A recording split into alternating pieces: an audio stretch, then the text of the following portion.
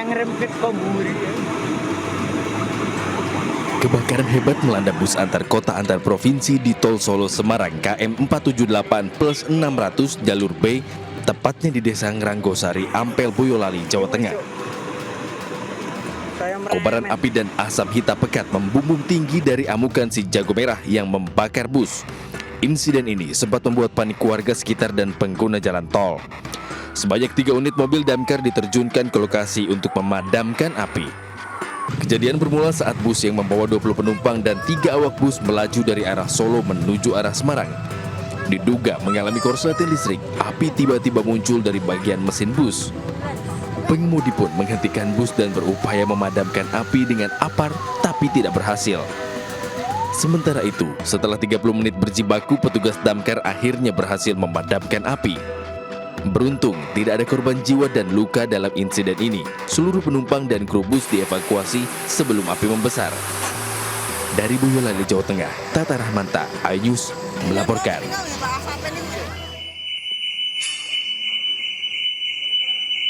Setelah sebelumnya menabrak mobil mewah Porsche yang terparkir di showroom, kali ini mobil merek serupa kembali menabrak kafe di Surabaya, Jawa Timur. Video amatir yang viral di media sosial memperlihatkan kondisi sebuah kafe porak-poranda akibat ditabrak minibus ini. Kondisi bagian depan kafe pasca diseruduk terlihat kaca pecah berantakan hingga sejumlah tanaman dan lampu berserakan. Tak lama pengemudi mobil minibus abu-abu ini pun turun dengan raut muka terkejut. Kini di kafe tersebut tengah dilakukan perbaikan hingga kafe ditutup sementara. Dan kini kasusnya masih dalam penyelidikan Polsek Tegalsari, Surabaya. Meski tidak ada korban, namun kerugian ditaksir mencapai puluhan juta rupiah. Dari Surabaya, Jawa Timur, Rahmat Ilyasan, iNews melaporkan.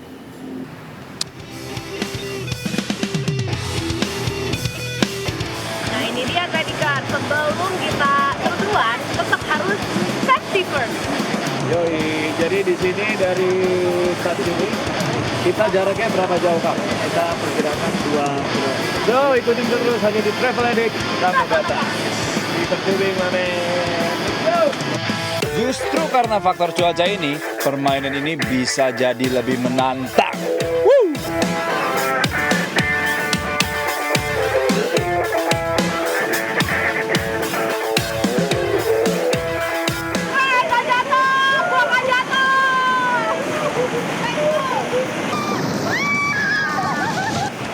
Ada 5 jeram yang mesti gue taklukin di River Tubing kali ini. Nah, salah satunya nih, tuh, jeram ekstrim ini, Tradikers.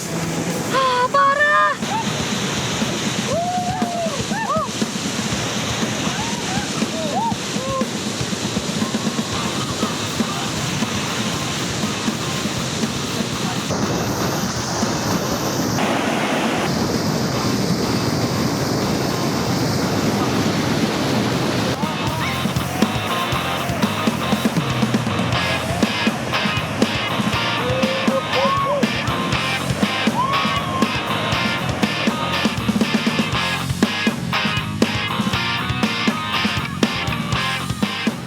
Akhirnya sampai juga nih di titik finish. Oke, Tradikers, akhirnya kita kelar juga ya. Udah nyampe di garis finish. Kita udah nyampe,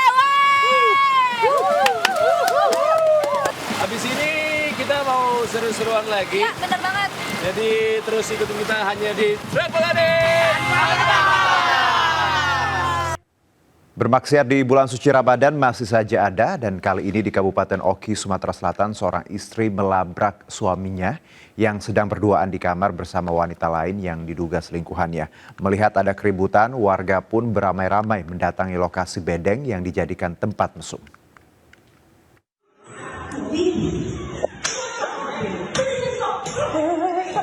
Seorang wanita berdaster kuning terlihat mengamuk saat mendatangi sebuah rumah di kawasan Ogan Komering Ilir, Sumatera Selatan.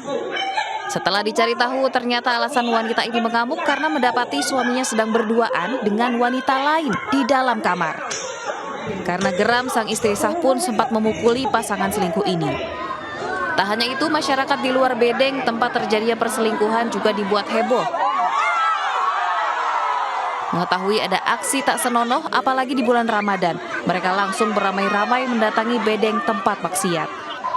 Salah satu penghuni bedeng diamankan di kantor polisi guna menghindari amukan massa. Sementara pasangan selingkuh diusir keluar dari wilayah Tulung Serapan. Ada masyarakat desa tetangga yang sering datang ke bedeng itu, akhirnya karena sering ke situ dicurigai dan istrinya melabrak ke bedeng tersebut. Jadi rame, orang-orang pengen tahu, datang ke situ. Bedeng itu diketahui dinamakan Bedeng Ijo yang berada di Kelurahan Serapan Ulu, Kecamatan Tulung Serapan, Kabupaten Ogan Komering Ilir. Masyarakat pun meminta kepada pemilik bedeng agar tidak menerima penyewa sembarangan tanpa asal-usul yang jelas. Dari Kabupaten Ogan Komering Ilir, Sumatera Selatan, Fitriadi, iNews melaporkan.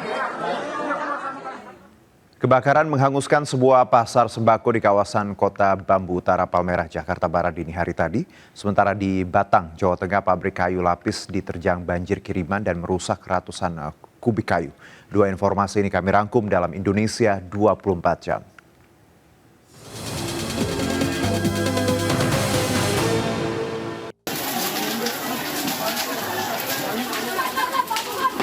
Warga Palmerah, Jakarta Utara yang hendak bersantap sahur ini panik dan berupaya memadamkan api yang membakar sebuah pasar sembako.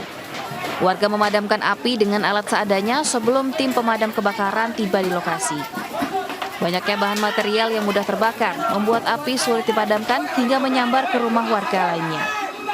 Belum diketahui pasti penyebab kebakaran, namun diduga akibat korsleting listrik di dalam pasar.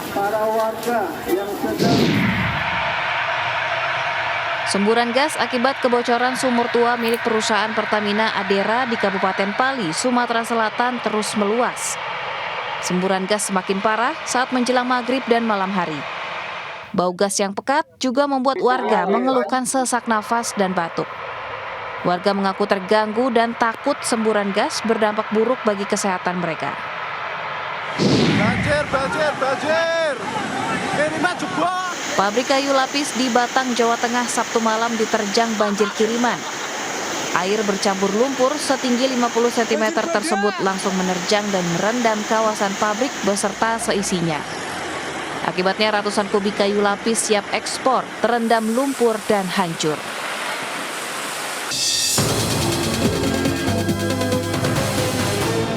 Pencurian di warung grosir Jalan Raja Wali, Medan, Sumatera Utara terekam CCTV. Pelaku datang menggunakan bentor dan berlaga bak seorang pembeli. Dan saat penjaga toko lengah, pelaku mengambil satu karung gula berisi 50 kg, kemudian kabur dengan becak motornya. Di Jawa Tengah, Polres Purworejo mengamankan puluhan kilo bahan peledak dari penggerebekan pabrik mercon di Desa Dilem, Kecamatan Kemiri. Dari pengungkapan ini, polisi mengamankan 2 orang pelaku beserta barang bukti ribuan petasan siap edar dan puluhan kilogram serbuk mercon. Mobil ambulan Rumah Sakit Yakum Purwodadi Grobogan, Jawa Tengah yang membawa 3 jenazah untuk diantar ke rumah duka masing-masing akhirnya dievakuasi melintasi banjir dengan menggunakan truk towing. Sementara puluhan pasien yang dirawat di ruang perawatan lantai 1 dievakuasi ke lantai 2 dan 3 gedung akibat banjir.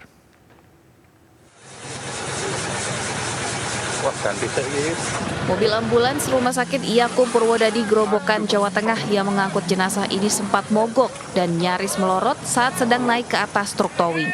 Setelah mobil ambulans berhasil naik, truk towing ini kemudian menyusuri banjir setinggi 70 cm menuju jalur yang tidak tergenang banjir. Satu persatu 3 mobil ambulans yang mengangkut jenazah dari Rumah Sakit Yakum Purwodadi diturunkan di jalan yang aman dari banjir. Ketiga mobil ambulans tersebut kemudian melanjutkan perjalanan menuju rumah duka masing-masing. Sementara itu, puluhan pasien Rumah Sakit Yakum Purwodadi yang dirawat di ruang perawatan lantai 1 dievakuasi ke lantai 2 dan 3 karena seluruh ruangan di lantai 1 terendam banjir. Beberapa pasien terpaksa dirawat di lorong bangsal perawatan lantai 2 dan 3 karena seluruh ruangan sudah penuh. Hingga Sabtu siang kemarin, ketinggian banjir yang merendam Rumah Sakit Yakum mencapai 60 hingga 70 cm. Dari Grobogan, Jawa Tengah, Rustaman Nusantara, iNews melaporkan. Berpuasa tidak menjadi halangan untuk beraktivitas fisik seperti olahraga. Minggu pagi, kawasan Hari Bebas Kendaraan di Bundaran HI ramai didatangi warga untuk berolahraga.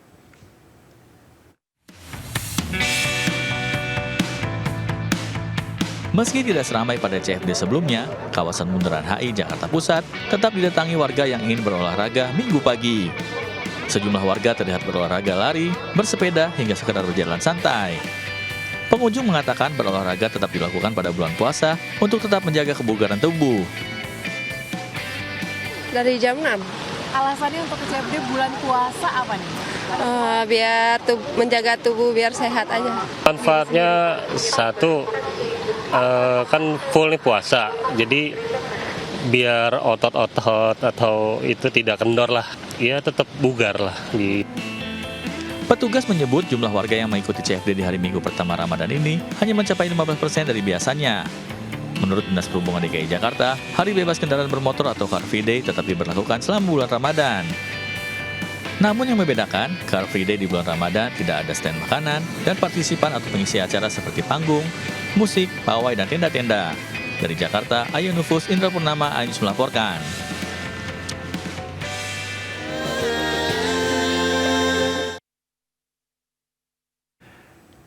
Tadarus Al-Quran menjadi salah satu amalan yang dilakukan umat Islam di bulan Ramadan yang biasanya dilakukan usai sholat tarawih. Di Masjid Agung Baitur Rahman, tadarus dilakukan dengan menggunakan Al-Quran raksasa.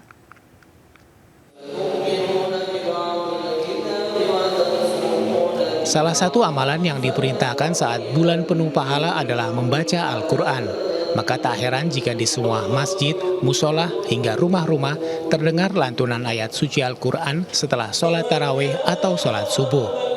Lantunan suara merdu ayat suci Al-Quran ini juga terdengar di Masjid Agung Baitur Rahman, Banyuwangi, Jawa Timur. Namun ada hal unik dan menarik karena ukuran Al-Quran yang dibaca sangat besar. Saking besarnya butuh 2 orang untuk membuka lembar demi lembar Al-Quran raksasa tersebut. Al-Quran tersebut memiliki ukuran tinggi 2 meter, lebar 1,5 meter, dan tebal 40 cm. Al-Quran raksasa ini dibuat dan ditulis tangan oleh pendiri Pondok Pesantren Busanul Makmur, Haji Abdul Karim, yang berlokasi di kawasan Kecamatan Genteng, Banyuwangi, Jawa Timur, dan dibuat menggunakan kertas khusus yang diimpor dari Jepang. Dari Banyuwangi, Jawa Timur, Eris Utomo, iNews melaporkan. Pemirsa, warga Kota Medan memiliki tradisi menyantap lembang atau lomang sebagai menu berbuka puasa. Dan dalam Ramadan tahun ini penjualan lomang yang biasa disantap dengan sarikaya meningkat hingga 2 kali lipat dari hari biasa.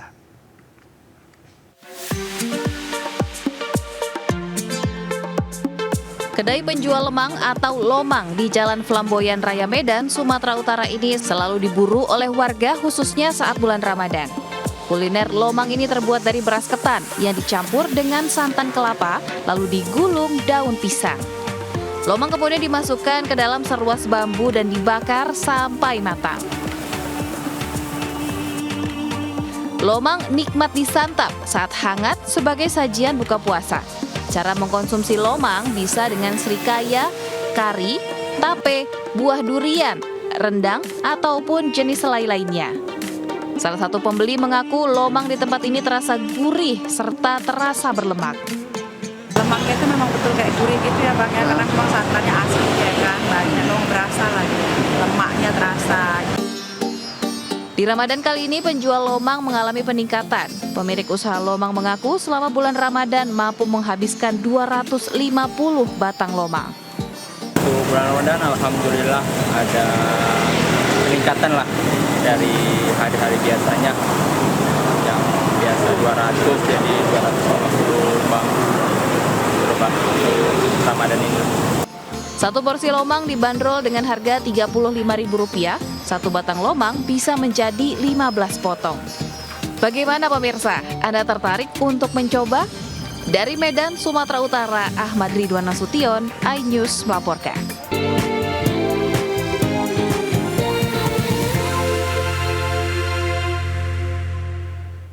Kembali bersama kami, pemirsa, 2 wanita adu jotos usai terlibat cekcok saling klaim lahan untuk berjualan di Makassar. Kini kedua belah pihak pun saling lapor polisi.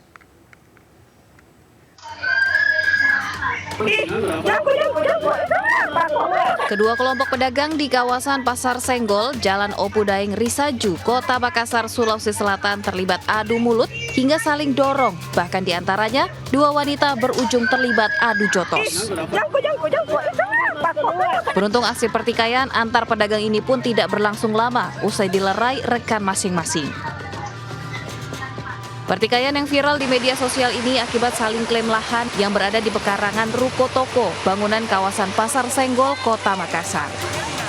Mbok masih sudah dapat surat teguran ketiga. Emang iya. Tapi mungkin hari Senin ada penertiban, tapi kenapa langsung ada ini? Saya ada masyarakat lah saya bilang tuh. Ya begitu, dia larang menjual, sampai ini yang punya rumah diborong tadi di situ. Karena saya perwakilan dari PD Pasar, perintahnya Pak Kasih Terantik bahwa kalau bisa kita secara lisan tanya jangan ada aktivitas jual beli dulu situ.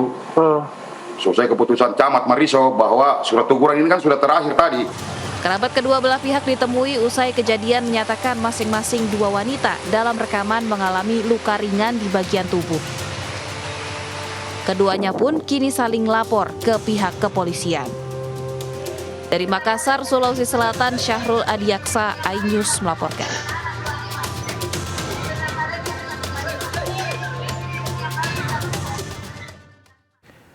Kita ke informasi berikutnya, pemirsa. Salah satu operator telepon seluler memberikan apresiasi lebih untuk kalangan ibu, khususnya di momen bulan suci Ramadan.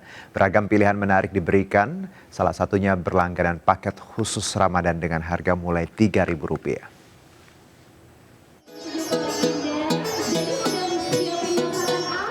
PT XL Aksiata Tbk melalui layanan XL Prabayar memberikan penawaran dan layanan untuk keluarga Indonesia dengan mengapresiasi kalangan ibu melalui kampanye We Are Moms. Apresiasi diberikan melalui pilihan penawaran menarik, salah satunya paket khusus Ramadan yang didapatkan dengan harga mulai Rp3.000 bagi ibu dan pelanggan setia XL Aksiata mulai 10 Maret hingga 17 Maret 2024. Harganya bervariasi, tapi itu mulainya dari Rp3.000. Jadi nanti kalau misalnya ada paket khusus sahur atau paket khusus ngabuburit, itu harganya sangat-sangat affordable, bisa dipilih oleh para moms yang sekarang kan pinter tuh ya kalau ngitung-ngitung gitu kan yang mana yang paling menguntungkan. Nah itu bisa dipilih sendiri di aplikasi MyXL. Saat ini XL Aksiata memiliki sebesar 57,5 juta pelanggan dan diperkuat dengan lebih dari 160.000 base transceiver system atau BTS sehingga dapat dijangkau oleh para pengguna dengan nyaman, khususnya saat mudik Lebaran. Dari Jakarta, Rian Rahman, Ahmad Putra, iNews melaporkan.